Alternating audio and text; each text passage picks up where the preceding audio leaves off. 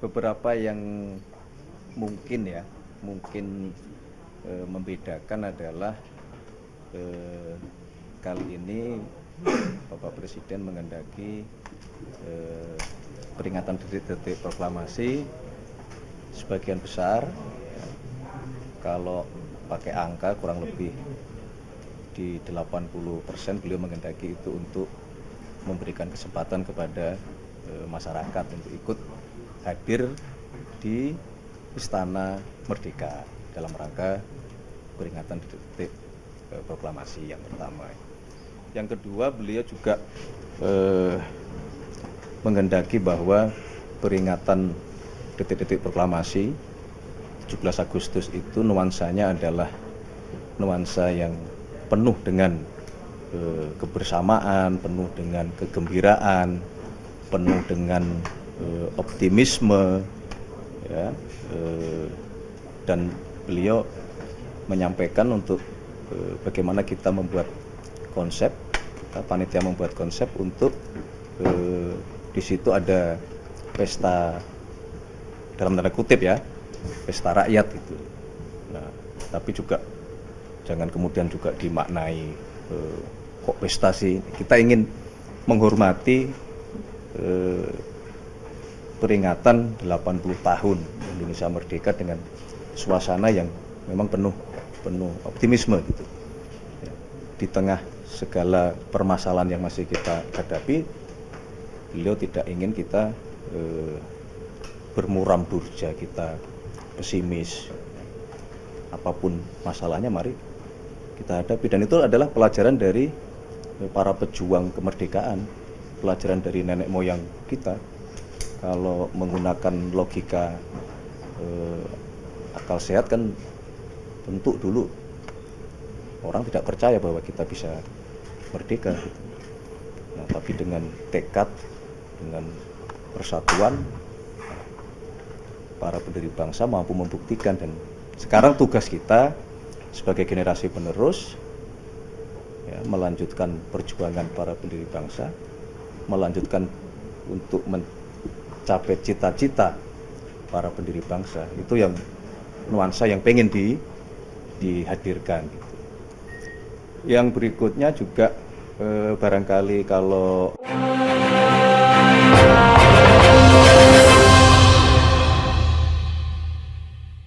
malam harinya akan ada semacam karnaval ya, pawai yang memang coba kita rancang itu dilaksanakan di malam hari. Yang ketiga berikutnya, beliau juga merasa karena kebetulan tanggal 17 Agustus itu jatuh bertepatan di hari Minggu, maka kemudian atas beberapa masukan dari para menteri, beliau kemudian mengambil keputusan untuk tanggal 18 diliburkan. Jadi kira-kira itu. Mas, banyak keluhan Mas, pendaftaran Put RI banyak yang mengeluh kalau sulit untuk masuk ke situsnya, dan apakah kuotanya sudah habis itu Mas yang disediakan oleh pemerintah? Pertama-tama tentu saya sebagai ketua panitia dan sebagai penanggung jawab yang pertama untuk menyampaikan terima kasih kepada seluruh masyarakat yang kemarin telah dengan antusiasme yang sangat tinggi ikut mendaftar untuk mendapatkan undangan gitu.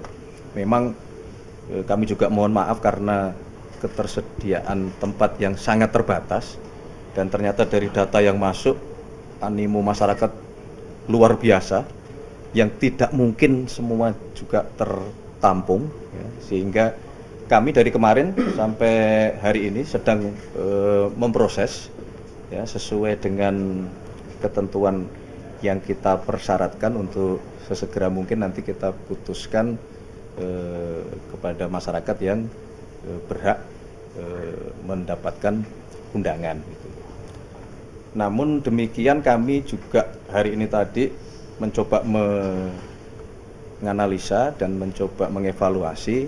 Nah, ada kemungkinan ya rencana untuk kita mau menambahkan kuota sehingga kita akan memberi kesempatan kembali kepada masyarakat yang nanti belum termasuk yang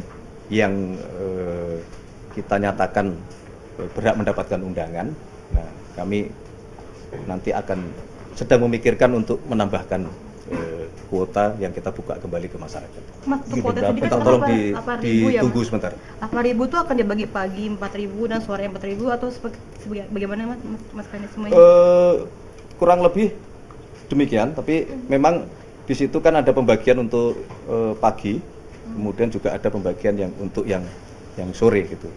Jadi hari ini nanti minta tolong sabar dulu, kami 2 hari sedang memverifikasi dan insya Allah mungkin malam ini atau paling lambat besok kami akan umumkan kembali ya, kalau yang tadi saya sampaikan ada rencana penambahan kuota baik untuk acara di pagi maupun di acara di sore hari. Sekitar berapa Mas untuk tambahan kuotanya untuk pagi sama sorenya Mas?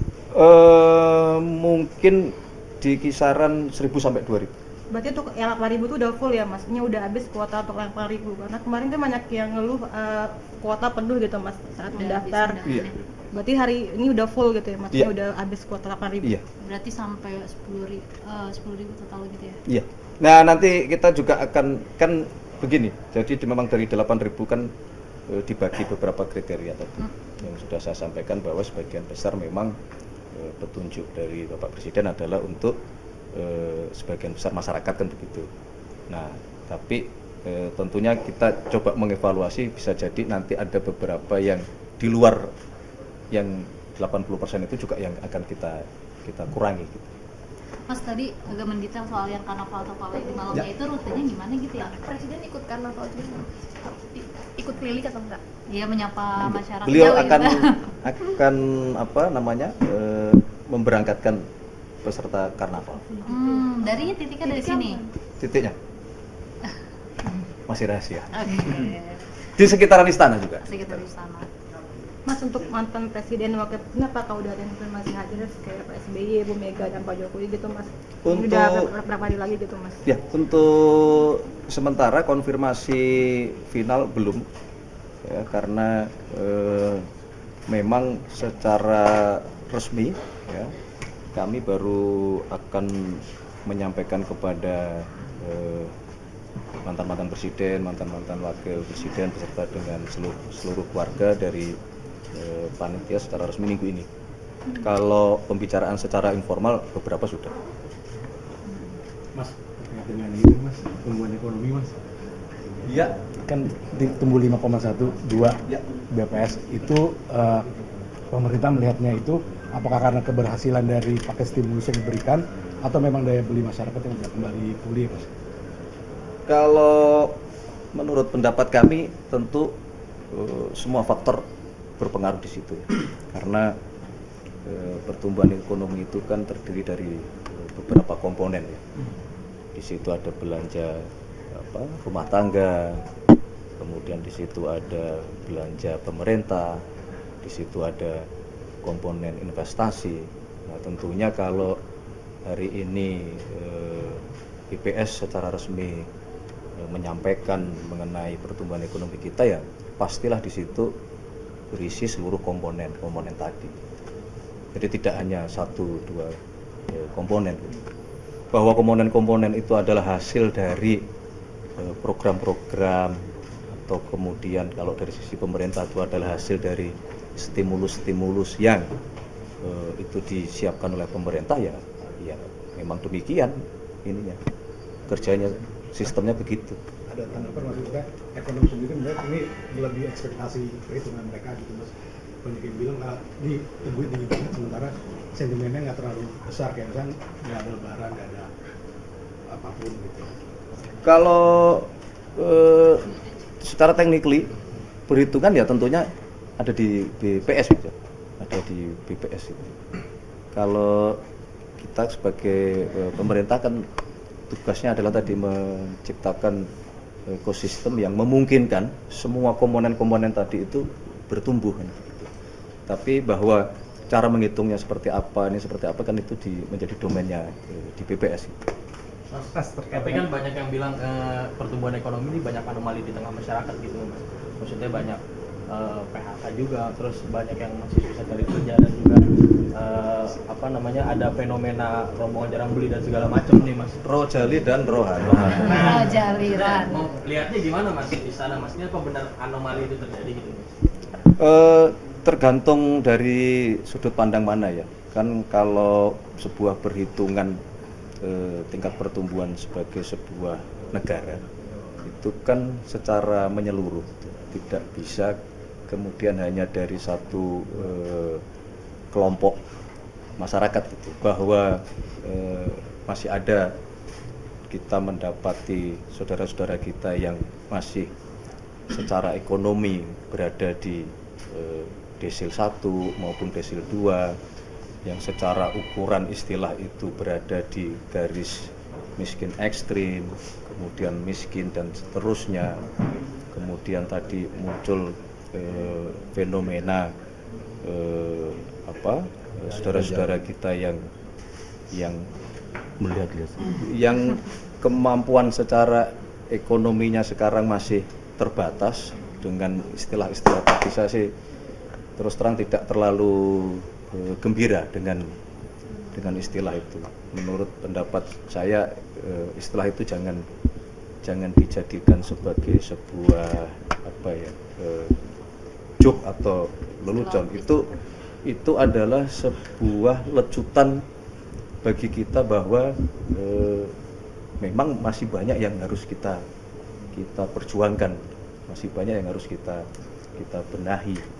Nah, kalau bagi kami pemerintah, fenomena itu menjadi semacam pengingat ya, bahwa masih ada kelompok saudara-saudara kita yang memang kita masih harus bekerja terus itu, mendorong pertumbuhan ekonomi kita lebih optimal lagi, mendorong investasi kita lebih optimal lagi, mengurangi kebocoran-kebocoran sebagaimana yang Bapak Presiden sering sampaikan tuh, di segala sektor, di segala lini, di segala lapisan.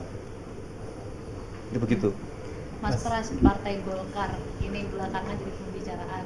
Salah satu partai pendukung pemerintah yang besar juga digoyang isu Munaslup. Nah ini kalau dari istana gimana, kan ini partai pendukung pemerintah juga mengawal. Tanyakan ke Partai Golkar. Mas, Partai Golkar. Mas, Tapi di istana seperti apa Mas? Dikaitkan dengan istana. Jadi isu Munaslup yang mengaitkan dengan posisi ketum ini dikaitkan dengan istana gitu. Tanggapannya gimana Mas? Dinamika politik. Begini, kalau saya begini melihatnya, tolong jangan segala sesuatu tuh misalnya dikaitkan dengan istana ya. Bahwa Partai Golkar adalah salah satu partai koalisi utama dari pemerintah, iya. Nah, tapi kalaupun terjadi dinamika, dan Ketua Umum Partai Golkar juga menyampaikan bahwa isu tersebut juga tidak benar gitu. Nah, sehingga kalau pendapat kami dari pemerintah, marilah yang segala sesuatu itu jangan semua dikait-kaitkan dengan istana. Tidak ada itu. Dan sekali lagi konsentrasi kita tidak di situ gitu. Kita betul-betul sedang ingin fokus menyelesaikan seluruh program-program yang sudah dicanangkan oleh Bapak Presiden, program-program yang dicanangkan oleh pemerintah yang sudah berjalan, tetapi itu belum semuanya tereksekusi dengan merata di seluruh Indonesia. Misalnya program makan bergizi gratis, itu kan kita berharap sesegera mungkin ini seluruh saudara-saudara kita, adik-adik kita, peserta didik, ibu-ibu hamil, ya, kemudian balita, untuk sesegera mungkin semua mendapatkan makan bergizi gratis ini. Nah, kita sedang berkonsentrasi ke situ.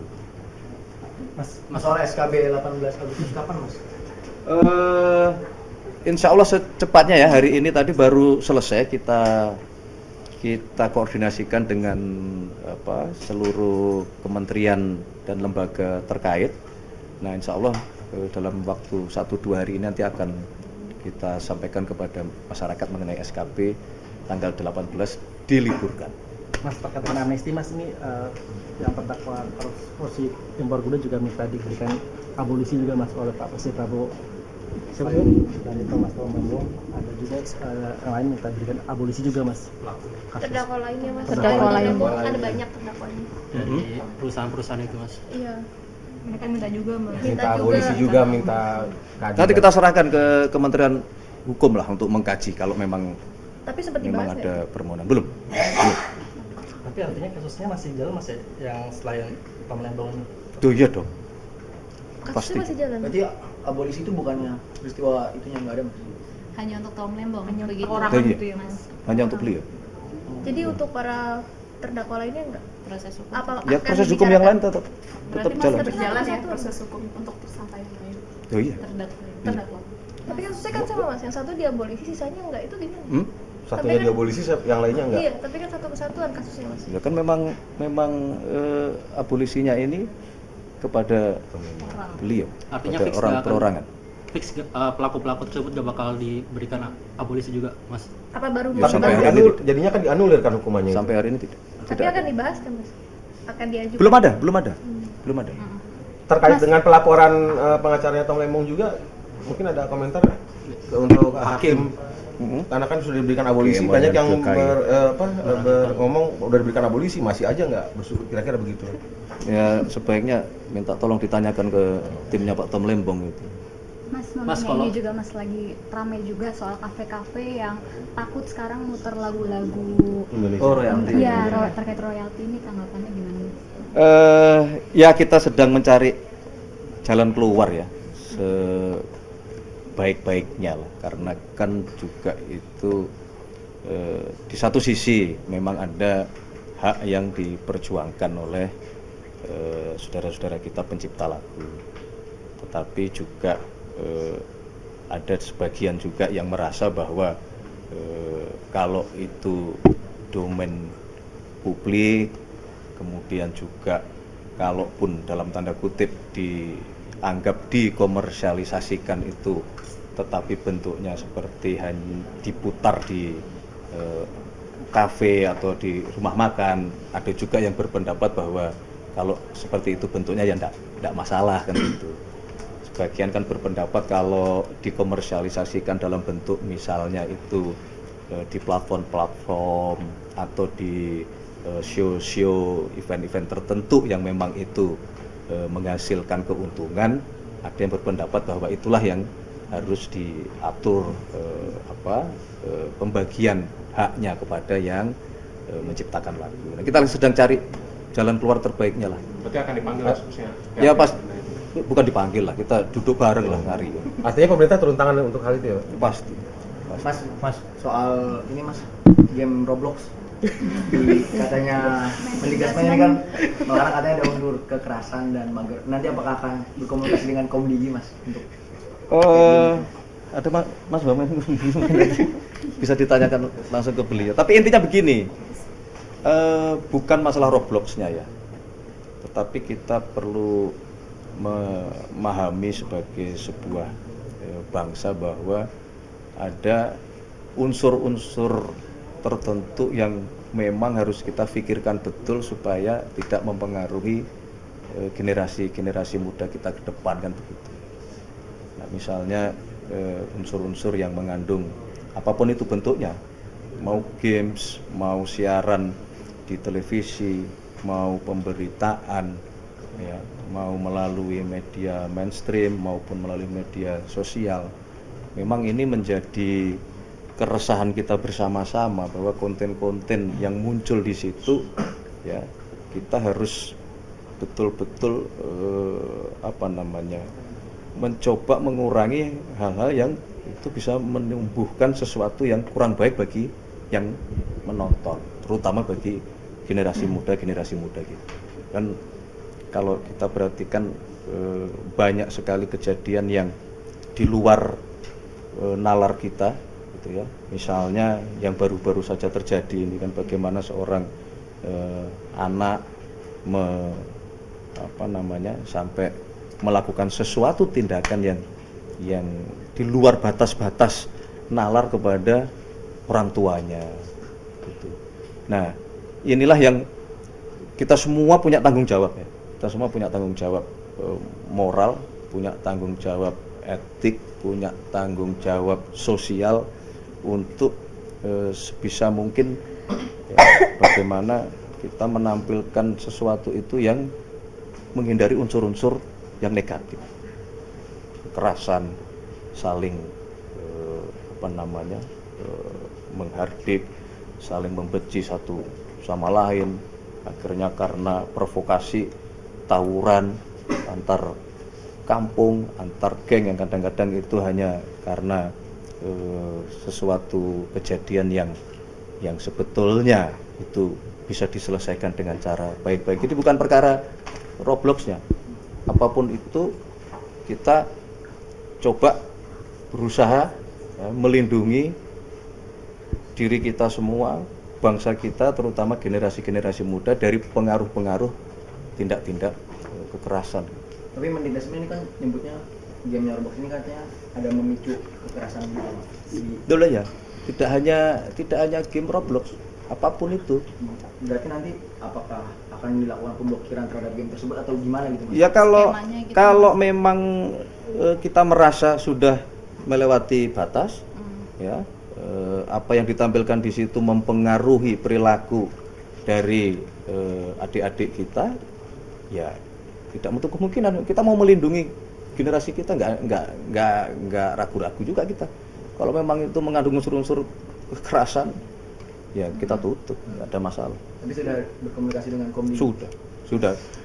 Komdigi setiap hari melakukan evaluasi, ya, melakukan evaluasi dari seluruh stasiun TV, kemudian di media sosial untuk melihat games, platform games, aplikasi-aplikasi itu untuk melihat sejauh mana konten tadi yang saya sebutkan itu mengandung unsur-unsur kekerasan, negatif, pembunuhan dan seterusnya, yang itu perilaku-perilaku yang jauh dari perilaku bangsa kita gitu, yang saling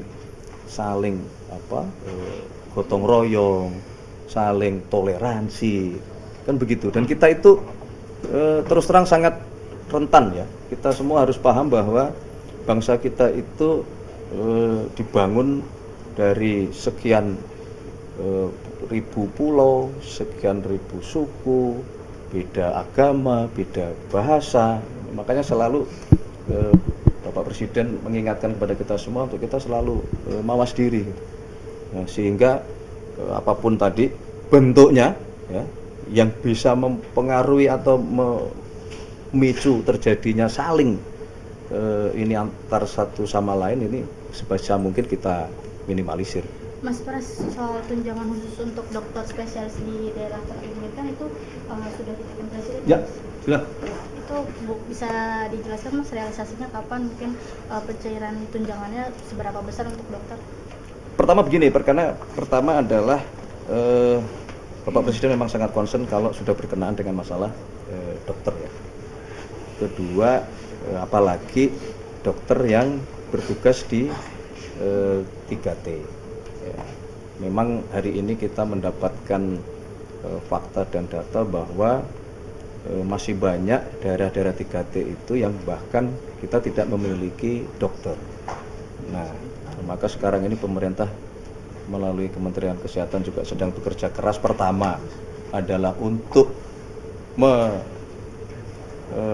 menambah secepatnya bagaimana kita bisa menambah jumlah dokter yang harus kita miliki. Kedua, bagaimana juga kita memikirkan ya, distribusi penugasan dari para dokter kita. Nah, oleh karena itulah pada saat disampaikan bahwa saudara-saudara kita yang bertugas sebagai dokter di 3T ini membutuhkan perhatian, di situ Bapak Presiden berkenan untuk memberikan tunjangan khusus. Bahwa mengenai realisasinya mungkin Kementerian Keuangan dan di Kementerian Kesehatan yang lebih paham. Tapi biasanya itu tidak lama. Setelah beliau ambil keputusan mungkin bisa jadi di bulan depan juga sudah terrealisasi. Itu Ya. soal Tantim komisaris mas Tantim komisaris? dihapus ya? Iya. Itu alasannya gimana mas? Jadi begini ya, kan memang pertama semangat kita itu adalah betul-betul kita ingin membenahi BUMN kita, karena BUMN kita ini kan menjadi tulang punggung ekonomi kita. Nah, sehingga kita merasa bahwa satu mengenai pengawakan di BUMN itu harus kita perbaiki. Kemudian yang kedua mengenai manajemen harus kita perbaiki. Ketiga mengenai keuangan juga harus kita perbaiki. Oleh karena itulah kemudian kita Bapak Presiden mengambil keputusan bahwa siapa yang ditugaskan di BUMN itu terutama komisaris, memang tugasnya adalah membenahi tadi 3 hal tadi.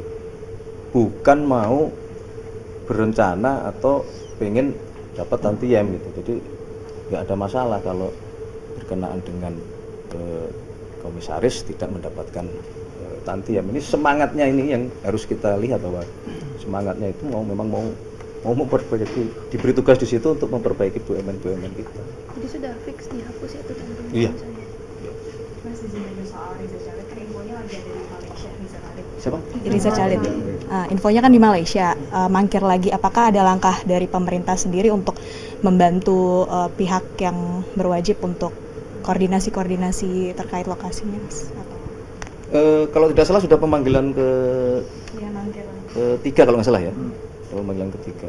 Ya kalau upaya komunikasi ada, tapi tentunya itu kita kembalikan ke teman-teman aparat penegak hukum ya, dalam hal ini kejaksaan. Kalau pemerintah jelas bagian dari Kejaksaan Agung bagian dari pemerintah, ya kita membackup penuh apa yang Kejaksaan Agung butuhkan ya pasti kita backup. Mas, kalau Presiden sendiri, Begitu? Mas Presiden sendiri kan menyoroti soal maraknya Nggak bisa habis ini. Belum 1 jam. Presiden sendiri kan menyoroti itu masih Mas yang bendera One Piece. Presiden kan menyoroti nggak Mas sekarang? Siapa? Presiden sendiri.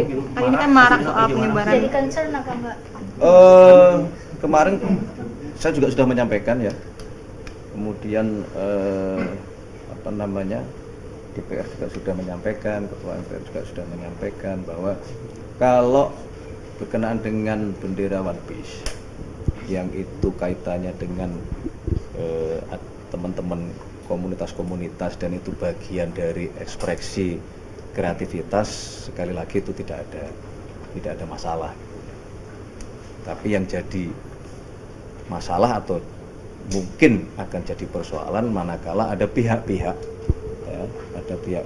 yang kemudian menggunakan kreativitas teman-teman komunitas ini untuk hal-hal yang kurang pas, yang secara waktu juga tidak pas. Ini bulan Agustus, bulan kemerdekaan, ya. Kemerdekaan kita itu diraih bukan hadiah, itu pengorbanan para pahlawan, ya. Yang kita sebagai generasi muda ini tugasnya sekarang menjaga itu. Jadi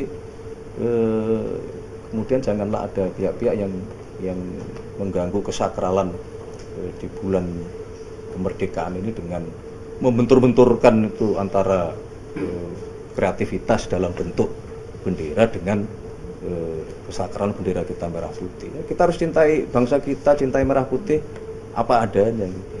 Dari lahir maupun batin itu. Apapun kondisinya ya kita harus cintai negara kita, salah satunya ya cintai lambang negara kita merah putih itu kan. Presiden Mas, melihat harga fenomena mati. itu bagaimana Mas?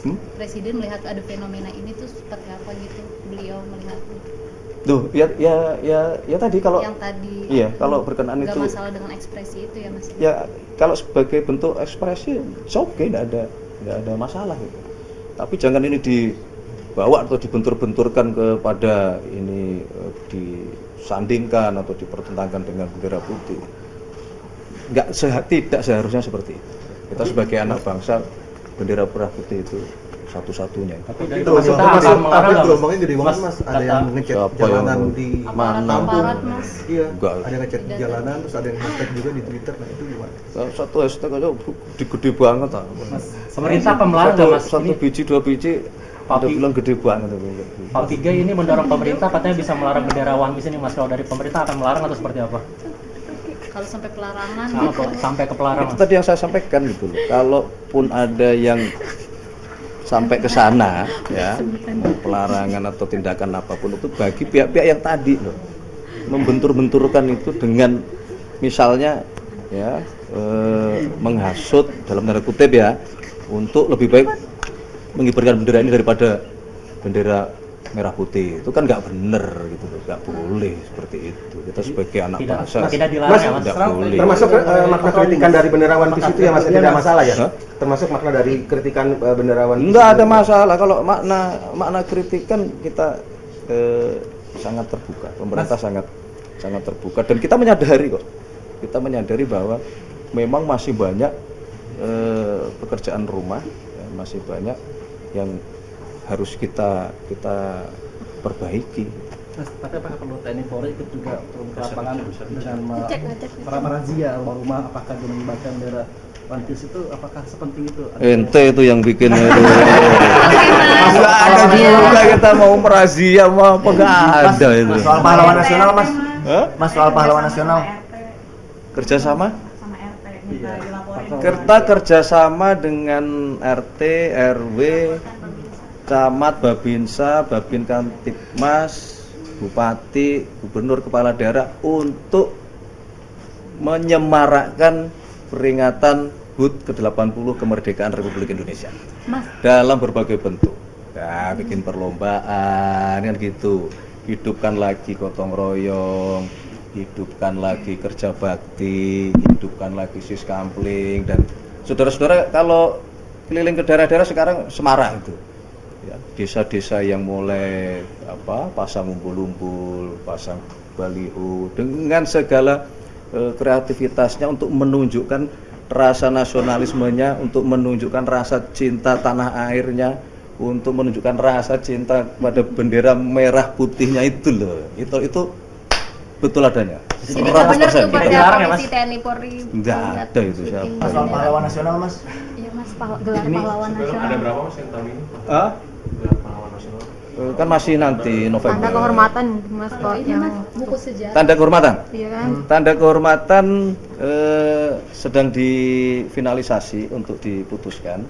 Jadi dari tim gelar tanda kehormatan sudah menyampaikan kepada Bapak Presiden nama-nama yang diusulkan untuk tahun ini mendapatkan penghargaan atau penghormatan dari negara dalam bentuk tanda gelar kehormatan. Ada berapa nama mas? Kira-kira siapa mas? Mungkin Yang menteri. diusulkan ada 22 nama. Untuk sementara ya, untuk sementara diusulkan. Macam-macam. Boleh di-spill mas? Boleh di-spill? Bukan dong. Background menteri-menteri mas, ada menteri-menteri yang dapat. Ada yang dari institusi. Budayawan ada. Mantan menteri, Ada yang politisi ada yang pejuang lingkungan ada yang tadi kita sebutkan ya, teman-teman yang bertugas di 3T di daerah terpencil, terluar, terdepan ada. Wartawan guru juga. Menteri-menteri ada dapatnya mas, menteri-menteri. Pekerjaan wartawan Wartawan ada. Iya udah jadi menteri. Tapi sepertinya kalau ente lihat wajah-wajah. Kita pejuang juga loh mas. Pejuang berita ya. Bukan mungkin yang senior dulu lah. Mas kalau ini mas, buku sejarah yang ditulis Kemendikbud kan katanya akan di launching 17 Agustus juga, apa nanti ini salah satu kejutannya? Belum. Berarti mundur itu bakalan. Ada kemungkinan mundur. Tapi sekolah rakyat ini Sekolah rakyat. Ya. Rencana kemungkinan akhir Agustus yang akan dikunjungi oleh Bapak Presiden. Gimana? Kalau launchingnya kan sudah Tapi yang 14 Juli yang lalu.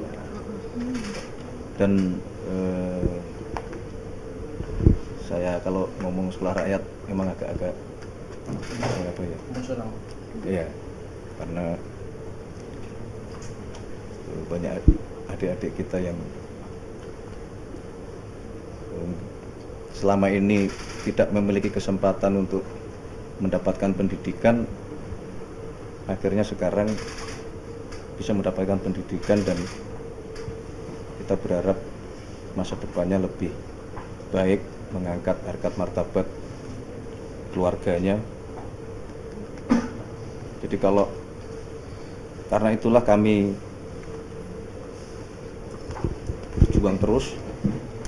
Bapak Presiden mendorong kami untuk bekerja secepat-cepatnya, karena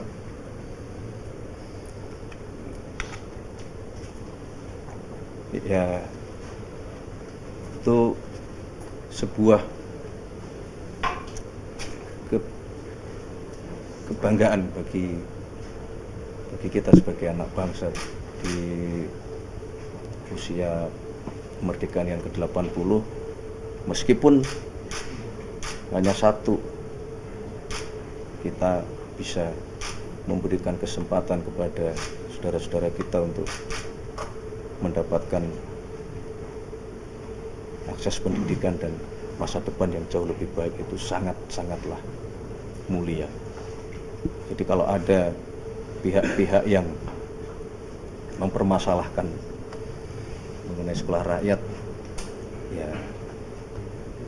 ya mungkin perlu kita bertanya, ya artinya di mana gitu.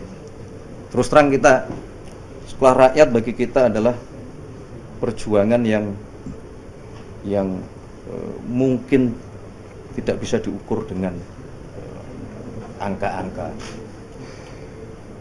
dan kita terus terang belum puas karena baru tahun ini, akhir bulan ini mungkin baru akan 159 lokasi yang kita bisa sediakan untuk saudara-saudara kita yang selama ini belum mendapatkan akses. Itulah makna, bagi saya itulah makna kemerdekaan yang hakiki. Kita semua sadar bahwa pendidikan salah satu cara untuk kita keluar dari kemiskinan yang membelenggu kita. Rencananya daerah mana yang bakal belum diputuskan. Tapi bulan ini. Ya. Mas Pras, terkait kredit janggal rumah prajurit di masa Kasat Gunung ini udah sampai ke telinga Presiden Prabowo. Itu kan mangkrak ternyata. Belum. Soalnya dari pengakuan Pak Doni katanya sudah belum dengar juga, belum monitor juga. Akan dicek mas polemiknya.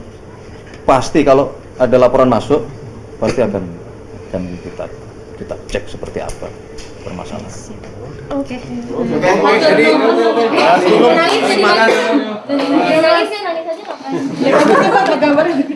biar gambarnya bagus. Nanti aku menyendiri aja. Aku salam untuk selain sekolah rakyat, salam untuk adik kita Chelsea yang di Jakarta Selatan yang menderita penyakit yang sangat langka, yang hanya bisa diobati kalau kita bawa ke Jerman. Jerman yang memiliki teknologi itu, tetapi alhamdulillah setelah beberapa bulan atas atensi dari Bapak Presiden, adik Chelsea sekarang sudah bisa bersekolah. Jadi salam untuk Naila